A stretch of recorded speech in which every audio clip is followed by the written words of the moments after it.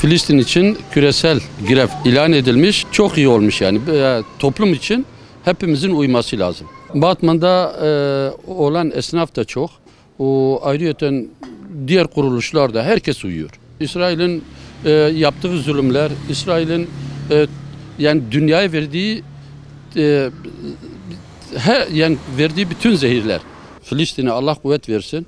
O İsrail zaten Allah kahru perişan etsin. O Amerika'da tabii. Amerika, İngiltere, bütün Avrupa ülkeleri. Herkes kalkıp da Filistin'e bir yardım etse ama bir dua etse faydası odur. Bu esnaf kardeşlerimiz dükkanlarını kapatmışlar.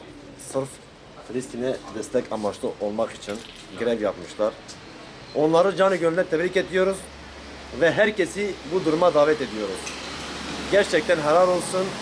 Ve biz var olduğumuz sürece onlara desteğimiz sürecektir. Şimdi Filistin'de Gazze'de büyük bir katliam var. Onları zalimlerin elinden koru. Siyonistlerin ve destekçilerin Allah belasını versin.